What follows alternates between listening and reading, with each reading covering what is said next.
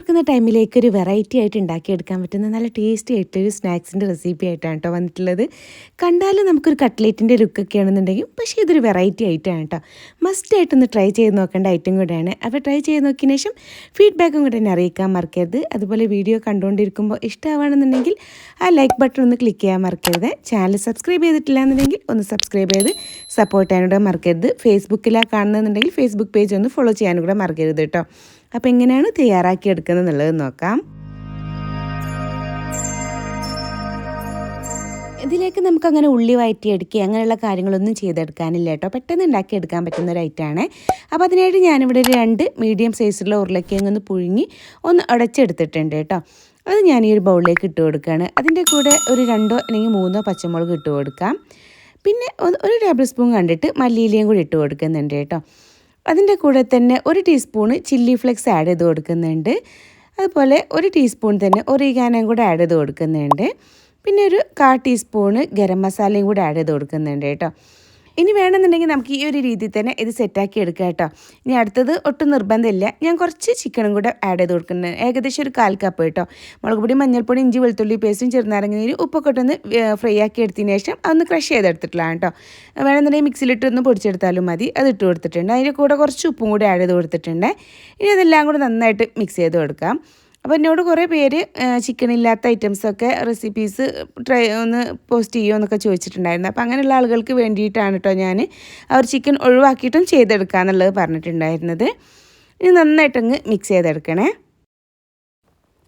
അപ്പോൾ അതെല്ലാം കൂടെ നന്നായിട്ട് ഇതുപോലെ മിക്സ് ചെയ്തെടുത്തിട്ടുണ്ട് കേട്ടോ. കണ്ടില്ലേ, ഈ ഒരു തിക്നെസ്സിലാണ് ഇത് വന്നിട്ടുള്ളത്. കണ്ടില്ലേ, നമ്മളിങ്ങനെ കയ്യിലൊക്കെ എടുത്താൽ നമുക്കിങ്ങനെ ഉരുട്ടിയെടുക്കാനൊക്കെ പാകുന്ന ആ ഒരു രൂപത്തിൽ. ഉരുളക്കിഴങ്ങ് അത്യാവശ്യം നല്ല പൊടിയുള്ള ഉരുളക്കിഴങ്ങൊക്കെ ആണെന്നുണ്ടെങ്കിൽ നമുക്ക് ഇതുപോലെ നല്ല കറക്റ്റായിട്ട് തന്നെ കിട്ടും കേട്ടോ.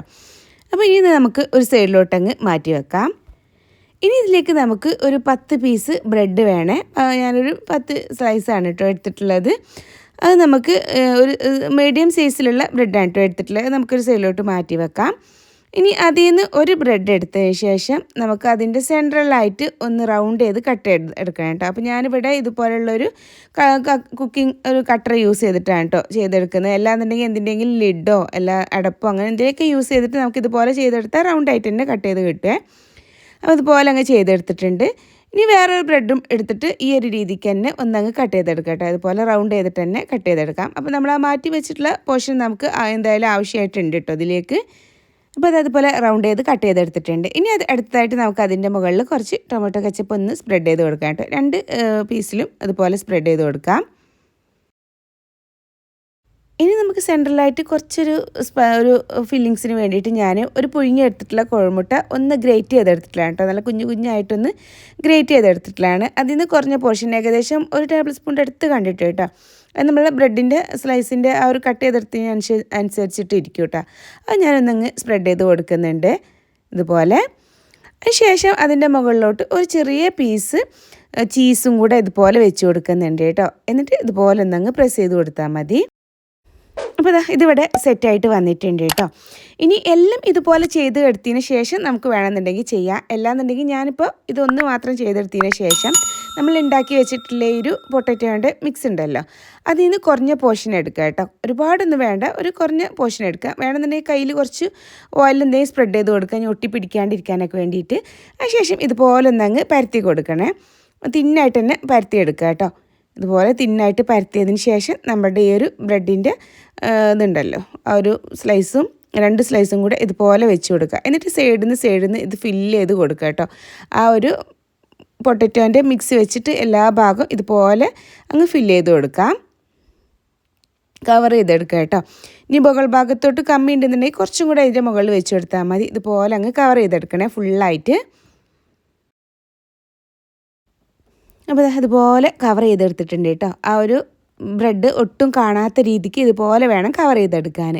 സംഭവം വല്ലാണ്ടൊന്നുമില്ല, അതിൻ്റെ ഉള്ളിൽ ബ്രെഡാണ്. കാണുമ്പോൾ അത്യാവശ്യം നല്ല സൈസ് ഉണ്ടെന്നുണ്ടെങ്കിൽ കഴിക്കാൻ വല്ലാണ്ടൊന്നും ഉണ്ടാവില്ല കേട്ടോ.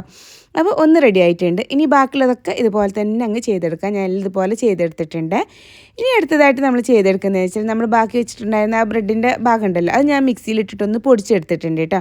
അതുപോലെ തന്നെ കുറച്ച് കോൺഫ്ലവറും, ഏകദേശം 1 ടേബിൾ സ്പൂൺ കണ്ട് കോൺഫ്ലവറും, ഒരു 2 ടേബിൾ സ്പൂൺ മൈദയും കൂടി കുറച്ച് വെള്ളത്തിലൊന്ന് മിക്സ് ചെയ്തെടുത്തിട്ടാണ്. ഏകദേശം ഒരു 1/4 കപ്പ് വെള്ളത്തിൽ കേട്ടോ. അതിലേക്ക് നമുക്ക് ഈ ഒരു നമ്മൾ ഉണ്ടാക്കി വെച്ചിട്ടുള്ള ഓരോ പീസ് എടുത്തിട്ട് ഇതുപോലെ ഡിപ്പ് ചെയ്തെടുക്കാം. അതിൽ ഫുള്ളായിട്ട് ഡിപ്പ് ചെയ്തെടുക്കുക. അതിന് ശേഷം നമ്മൾ ഈ ഒരു ബ്രെഡ് ക്രംസിലോട്ട് വെച്ചിട്ട് ഫുള്ളായിട്ട് ഇതുപോലെ കവർ ചെയ്തെടുക്കുക കേട്ടോ. മൊത്തം ആ ബ്രെഡ് ക്രംസിലൊന്ന് ഇതുപോലെ കോട്ട് ചെയ്തെടുക്കണേ. അപ്പോൾ അത് ഇതുപോലെ ഫുള്ളായിട്ട് കവർ ചെയ്തെടുത്തിട്ടുണ്ട്. ഇനി എല്ലാം ഇതുപോലെ തന്നെ ചെയ്തെടുക്കുക കേട്ടോ. അപ്പോൾ ഞാൻ എല്ലാം ഇതുപോലെ ചെയ്തെടുത്തിട്ടുണ്ട്. ഒരു 5 പീസാണ് കേട്ടോ നമുക്ക് കിട്ടിയിട്ടുള്ളത്. ഇനി അടുത്തതായിട്ട് നമ്മളത് എങ്ങനെയാണ് ഫ്രൈ ആക്കി എടുക്കുന്നത് എന്നുള്ളത് നോക്കാം. അപ്പോൾ അതിനായിട്ട് ഞാൻ സ്റ്റൗവിൽ ഒരു പാൻ വെച്ച് ചൂടാക്കി എടുത്തിട്ടുണ്ട്. അതിലേക്ക് വെളിച്ചെണ്ണയാണ് കേട്ടോ ഒഴിച്ച് കൊടുക്കുന്നത്. ഇനി ഇത് നന്നായിട്ടൊന്നങ്ങ് ചൂടായിട്ട് വരട്ടെ. അപ്പോൾ ഇതുപോലെ നന്നായിട്ടൊന്ന് ചൂടായിട്ട് വന്നാൽ പെട്ടെന്ന് അങ്ങ് ഇട്ട് കൊടുക്കുക കേട്ടോ. അതിൽ കൂടുതലായിട്ടൊന്നും കുക്കാവാനൊന്നുമില്ല. ഓൾറെഡി എല്ലാം കുക്കായിട്ട് വന്നിട്ടുള്ള തന്നെയാണ്. അപ്പോൾ ഫ്ലെയിം കൂട്ടിയിട്ടിട്ട് പെട്ടെന്ന് അങ്ങ് ഫ്രൈ ആക്കിയിട്ട് എടുത്താൽ മതി കേട്ടോ. ഞാനിവിടെ ഒരു 3 വെച്ച് കൊടുത്തിട്ടുണ്ട്. ഇനി താഴ്ഭാഗം ഏകദേശം ഒന്ന് സെറ്റായിട്ട് വന്നു എന്ന് കണ്ടാൽ അതൊന്ന് മറിച്ചിട്ട് കൊടുക്കുക കേട്ടോ. അങ്ങനെ 2 സൈഡും തിരിച്ചും മറിച്ചും ഫ്രൈ ആക്കിയിട്ട് എടുത്താൽ മതിയേ.